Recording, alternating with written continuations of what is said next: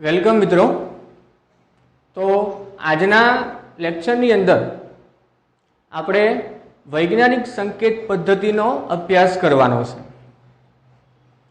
તો વૈજ્ઞાનિક સંકેત પદ્ધતિ શું છે એ થોડું સમજવાનો પ્રયત્ન કરીએ।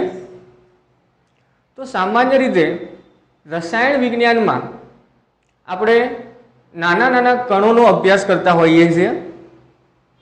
તો પદાર્થના ખૂબ નાના જથ્થાની અંદર કણોની સંખ્યા ઘણી મોટી થઈ જાય છે અને બીજું કે આ કણોનું દળ માપવા જઈએ તો એમનું દળ ખૂબ ઓછું થતું હોય છે।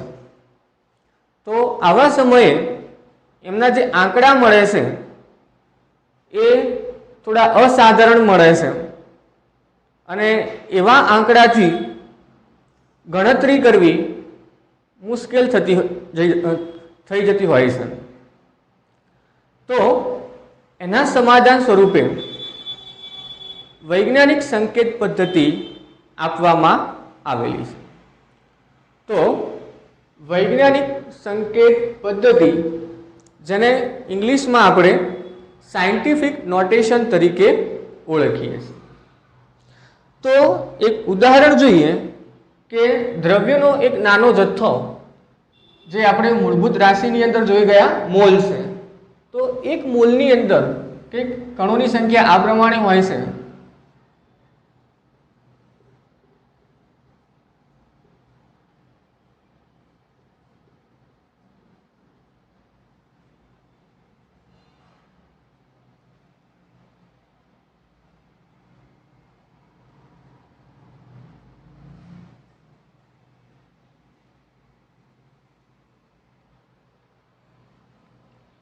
તો આ જે આંકડો છે એ એક મોલ જથ્થાની અંદર આવેલા કણોની સંખ્યા બતાવે છે।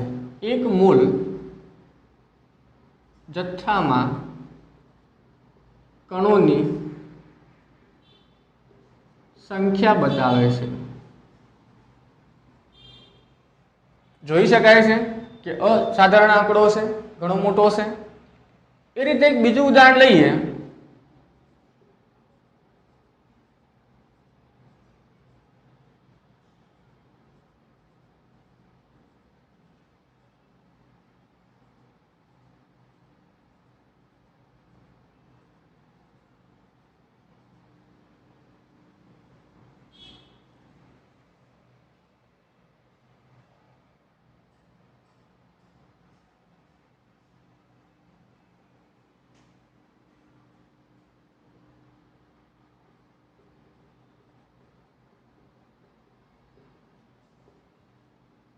તો બીજો આંકડો છે એ હાઇડ્રોજન પરમાણુનું દળ બતાવે છે।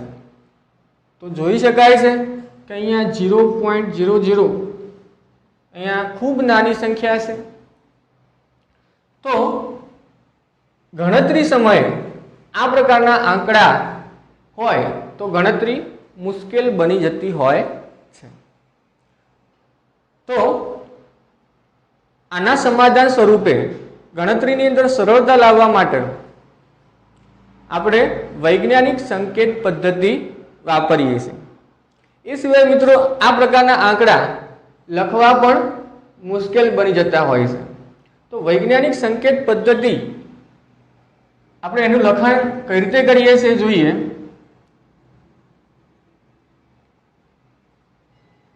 તો આ પ્રકારની સંખ્યાને બતાવ્યા સ્વરૂપે એને લખવામાં આવે છે।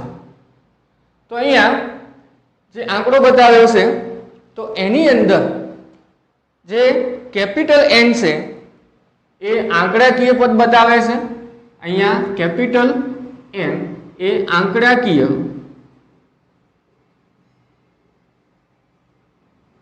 પદ છે, આંકડાકીય અવયવ કહી શકાય। અને N છે, હા, અહીંયા આનું મૂલ્ય 1 થી 9.999 સમથિંગ એમની વચ્ચે આવી શકે છે। એના પછી સ્મોલ n છે એ ઘાતાંક બતાવે છે। ઠીક છે। તો આ પ્રકારના આંકડાઓને આપણે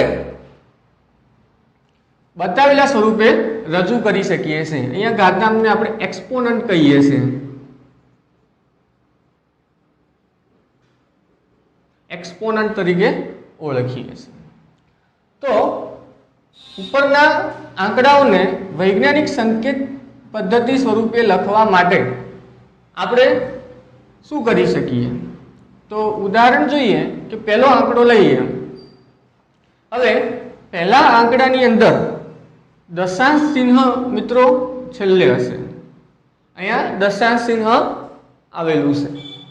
હવે નીચેના સ્વરૂપે લખવા હોય તો અહીંયા દશાંશ ચિહ્નને આપણે એક આંકડા પછી રાખીએ છીએ, તો એટલા માટે દશાંશ ચિહ્નને અહીંયા ડાબી બાજુ લઈ જવું પડશે, બરાબર છે। હવે દશાંશ ચિહ્નને જેટલા સ્ટેપ ડાબી બાજુ લઈ જવામાં આવે તો ઘાતની અંદર એટલો જ વધારો થતો હોય છે। જેમ કે અહીંયા દશાંશ ચિહ્નને કેટલા સ્ટેપ લઈ જઈએ છીએ આપણે ગણીએ તો 1 2 3 4 5 6 7 8 9 10 11 12 13 14 15 16 17 18 19 20 21 22 અને 23। તો દશાંશ ચિહ્નને 23 સ્ટેપ ડાબી બાજુ લઈ જઈએ છીએ। હવે આપણે યાદ રાખીશું દશાંશ ચિહ્નને આપણે ડેસિમલ કહીએ તો ડેસિમલ લેફ્ટ સાઈડ જાય, ડાબી બાજુ જાય તો ઘાતમાં વધારો થાય છે। યાદ રાખીશું કે દશાંશ ચિહ્ન ડાબી બાજુ જશે તો જેટલા સ્ટેપ ડાબી બાજુ ગયા એટલી જ ઘાતની અંદર વધારો થશે। તો ઉપરના આંકડાની અંદર આપણે દશાંશ ચિહ્નને 6 પછી રાખીએ છીએ એટલે કે 23 સ્ટેપ ડાબી બાજુ આવ્યા, તો આ આંકડાને નીચે પ્રમાણે લખીશું 6.022। હવે પાછળ તો 00 છે એટલે એને નહીં લખીએ તો ચાલશે। તો દશાંશ ચિહ્ન 23 સ્ટેપ ડાબી બાજુ લાયા તો ઘાતની અંદર 23 જેટલો વધારો થયો। તો ઉપરના મૂલ્યને આ પ્રમાણે આપણે લખી શકીએ છીએ। તો જોઈ શકાય છે કે ઉપર આંકડો જે લખીએ છીએ એના કરતાં અહીંયા સરળતાથી આપણે લખી શકીએ છીએ। એ જ રીતે બીજું ઉદાહરણ જોઈએ, જે બીજા નંબરનો આંકડો છે હાઇડ્રોજન પરમાણુનું દળ। તો આ મૂલ્ય ખૂબ નાનું છે, તો આવા સમયે દશાંશ ચિહ્નને આપણે જમણી બાજુ લઈ જઈશું। જમણી બાજુ ક્યાં સુધી લઈ જવાનું છે? તો એક આંકડા પછી પોઈન્ટ આવે, દશાંશ ચિહ્ન આવે ત્યાં સુધી લઈ જઈશું। તો દશાંશ ચિહ્નને જમણી બાજુ લઈ જઈએ છીએ, કેટલા સ્ટેપ લઈ જઈએ છીએ ગણીએ 1 2 3 4 5 6 7 8 9 10 11 12 13 14 15 16 17 18 19 20 21 22 23 અને 24। તો દશાંશ ચિહ્નને 24 સ્ટેપ જમણી બાજુ લઈ જઈએ છીએ। જો આપણે ડેસિમલને રાઈટ સાઈડ લઈ જઈએ, જમણી બાજુ લઈ જઈએ તો ઘાતમાં ઘટાડો થશે। કેટલો ઘટાડો થશે? તો કે જેટલા સ્ટેપ એને જમણી બાજુ લઈ ગયા છે તો એટલા મૂલ્યની અંદર ઘટાડો થશે। તો અહીંયા 24 સ્ટેપ આપણે દશાંશ ચિહ્નને જમણી બાજુ લઈ ગયા છીએ, 1.66 સુધી રાખીશું તો એને લખી શકાય 1.66 ગુણ્યા આ વખતે 10ની કેટલી ઘાત થશે? 24 ઘાત જમણી બાજુ ગયા તો હવે એટલો ઘટાડો થયો છે એટલે એનું મૂલ્ય થશે 10⁻24 ગ્રામ। તો આ મૂલ્ય છે એને ઉપરના મૂલ્યને આ પ્રમાણે આપણે લખી શકીએ। તો આને આપણે કહીએ છીએ વૈજ્ઞાનિક સંકેત પદ્ધતિ, બરાબર। કેટલા બીજા ઉદાહરણ જોઈએ।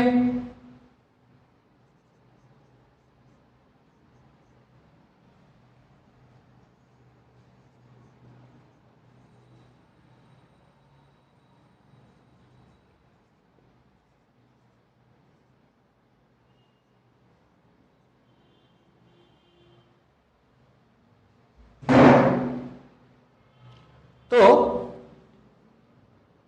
આ બે મૂલ્યને વૈજ્ઞાનિક સંકેત પદ્ધતિથી આપણે લખીએ તો પહેલો આંકડો તો એની અંદર જોઈ શકાય છે કે દશાંશ ચિહ્ન 8 પછી હશે. હવે એને વૈજ્ઞાનિક સંકેત પદ્ધતિ દ્વારા લખવું હોય તો દશાંશ ચિહ્નને 2 અને 5 ની વચ્ચે લઈ જવું પડશે. હવે આપણે આગળ વાત કરી એમ દશાંશ ચિહ્ન જો ડાબી બાજુ જશે તો ઘાતમાં વધારો થશે. તો દશાંશ ચિહ્નને ડાબી બાજુ કેટલા સ્ટેપ લઈ જઈએ છે તો 1 2 3 અને 4 સ્ટેપ. તો આંકડાને આ પ્રમાણે લખીશું.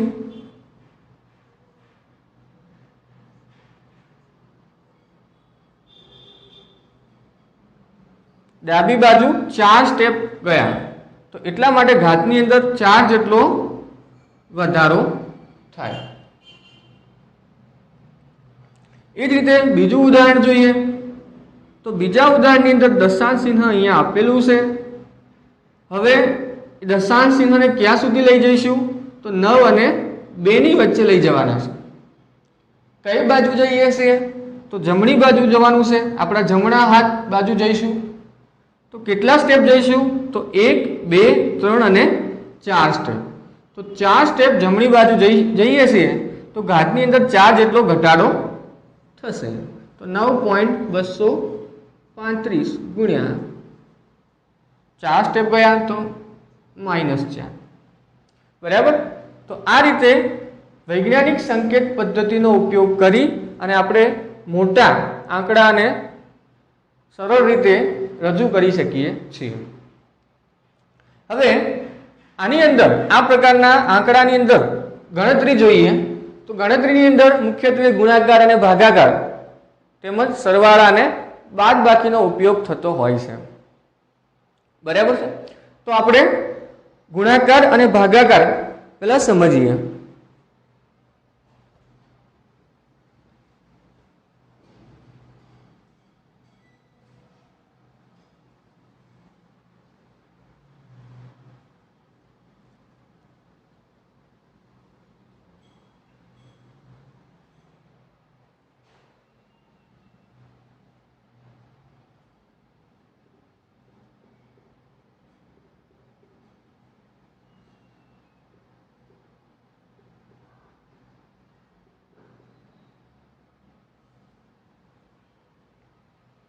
તો ગુણાકાર માટે આપણે એક ઉદાહરણ લઈએ છીએ.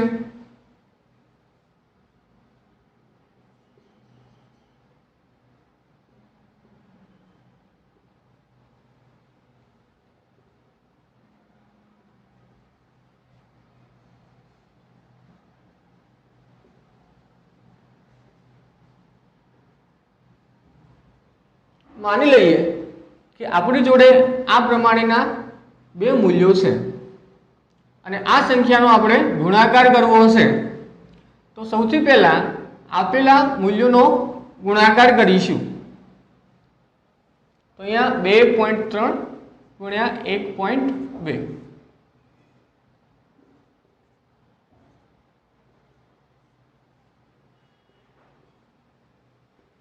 તો આનો જવાબ બંને સંખ્યાનો આપણે ગુણાકાર કરીએ છીએ તો બંનેનો ગુણાકાર 2.3 ગુણ્યા 1.2.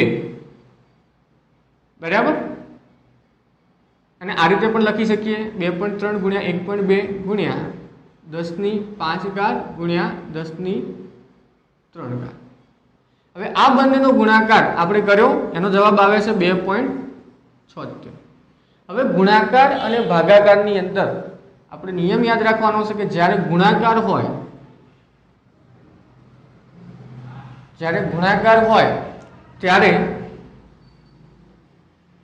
ઘાતનો સરવાળો થશે. ગુણાકાર હોય ત્યારે ઘાતનો સરવાળો કરવાનો છે. તો અહીંયા 10 પર જે પણ ઘાતો છે એ ઘાતોનો સરવાળો થશે. બરાબર છે. તો અહીંયા 10⁵ પ્લસ 3 ઘાત 5 પ્લસ 3 કરવાનું છે તો 10⁸ જેટલું મૂલ્ય મળશે. એ રીતે એક બીજું ઉદાહરણ જોઈએ ભાગાકારની અંદર. તો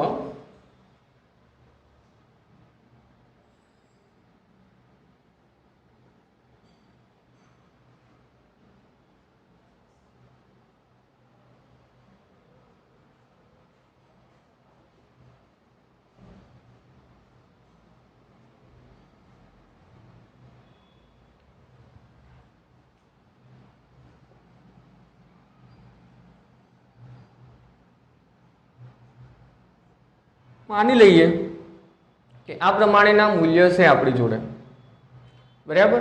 તો હવે આમનો ભાગાકાર કરીશું તો આ રીતે પણ લખી શકીએ, 6.22 ગુણ્યા 10 ની પર માઇનસ 2 ઘાત ભાગ્યા 2.0 ગુણ્યા 10 ની પર માઇનસ 3 ઘાત. તો સૌથી પહેલા આ બંને સંખ્યાનો ભાગાકાર કરીએ છીએ. તો એમનો ભાગાકાર કરવાથી જવાબ મળશે 3.11, બરાબર. તો આનો ભાગાકાર કરવાથી મૂલ્ય મળે છે 3.11. હવે ભાગાકારની વાત છે, તો ભાગાકારની અંદર યાદ રાખીશું કે ઘાતની બાદબાકી થશે.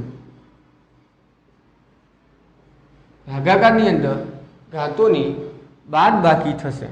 તો આ સમયે અહીંયા 10 ની -2 ઘાત છે, -3 થશે. એમ પણ સમજી શકાય કે 10 ની -2 ઘાત છે અને આ -3 ઘાતને ઉપર લઈ જઈએ તો અહીંયા માઇનસ માઇનસ પ્લસ થઈ જશે અથવા -3 થશે. 10 ની -3 ઘાત ઉપર જશે તો -3, બરાબર. ભાગાકાર હોય ત્યારે બાદ બાકી થશે તો માઇનસ માઇનસ થઈ જાય છે પ્લસ, બરાબર છે. તો અહીંયા -2 અને +1 વધશે. તો અહીંયા 3.11 ગુણ્યા 10 ની 1 ઘાત, બરાબર. તો આટલો આંકડો લખી શકાય અથવા આપણે એમ પણ લખીએ 31.1. 10 ની 1 ઘાત એટલે 10 થશે, 10 ની 1 ઘાત એટલે 10 થાય, 3.11 ગુણ્યા 10 એટલે 31.1. ખ્યાલ આવશે? તો આ રીતે જ્યારે આપણે સંખ્યાનો ભાગાકાર કરતા હોઈએ છીએ ત્યારે ઘાતોની બાદબાકી થાય છે. હવે આના પછી આપણે સરવાળા અને બાદબાકી માટે જોઈએ.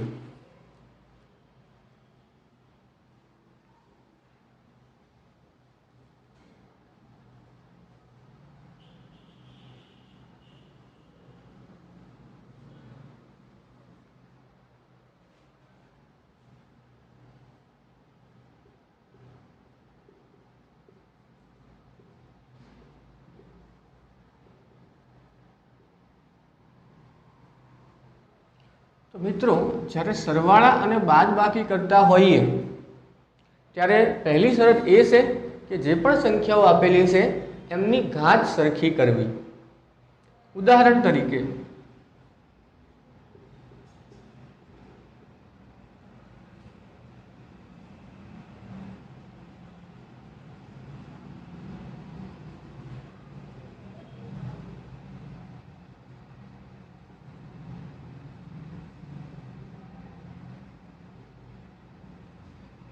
માની લઈએ કે આ પ્રમાણેની કોઈ સંખ્યા છે જેનો આપણે સરવાળો કરવો છે. તો સરવાળા બાદબાકી બંને માટે નિયમ લાગુ પડે છે. સરવાળા અને બાદબાકી બંને માટે નિયમ લાગુ પડે છે કે સૌથી પહેલાં જો સંખ્યાની અંદર ઘાત આપેલી હોય, 10 ની પર કોઈ ઘાત હોય તો એ ઘાતના મૂલ્યો સરખા કરવા. તો અહીંયા 10 ની 3 ઘાત છે તો અહીંયા લખીએ છીએ ઘાત સરખી કરવી. હવે જોઈએ કે બે સંખ્યાઓ છે તો બંનેની આપણે ઘાત સરખી કરવી પડશે, બરાબર છે. તો કાં તો આ સંખ્યાની ઘાત 4 કરી શકાય અથવા આ સંખ્યાની ઘાત 3 કરી શકાય. બંનેમાંથી આપણે કંઈ પણ કરી શકીએ, પણ બંનેની ઘાત સરખી થવી જોઈશે, બરાબર છે. તો અહીંયા બીજા નંબરની જે સંખ્યા છે એ ઘાતની અંદર આપણે 10 ની 4 ઘાત છે તો 4 ઘાત ઘટાડી અને એનું મૂલ્ય 3 જેટલું કરી દઈએ તો ઘાતનું મૂલ્ય ઘટાડવું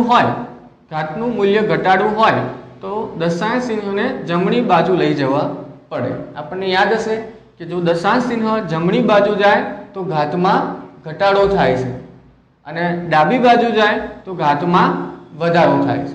આનાથી ઉલટું જોઈએ તો જો ઘાતની અંદર ઘટાડો કરવો હશે તો દશાંશ ચિહ્નને જમણી બાજુ લઈ જવું પડે। તો સંખ્યા આ રીતે થશે, એક સ્ટેપ જમણી બાજુ લઈ જઈએ છે તો 23.1 જેટલું મૂલ્ય થશે। દશાંશ ચિહ્નને એક સ્ટેપ જમણી બાજુ લઈ જઈએ છીએ તો ઘાતની અંદર 1 જેટલો ઘટાડો થાય। તો ઉપરની સંખ્યાને આ રીતે લખી શકીએ। હવે આ બે સંખ્યાનો સરવાળો કરવાનો છે તો 4.22 ગુણ્યા 10 ની 3 ઘાત પ્લસ 23.1 ગુણ્યા 10 ની 3 ઘાત। 10 ની 3 ઘાતને કોમન કાઢી શકાય તો આ રીતે લખીએ 4.22 પ્લસ 23.1 ગુણ્યા 10 ની 3 ઘાતને કોમન કાઢીએ છીએ તો ગુણ્યા 10 ની 3 ઘાત। બંને સંખ્યાનો સરવાળો કરીએ 23.1 પ્લસ 4.22 તો અહીંયા મૂલ્ય મળે છે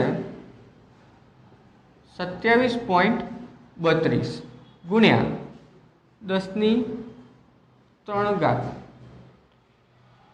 ખ્યાલ આવશે મિત્રો?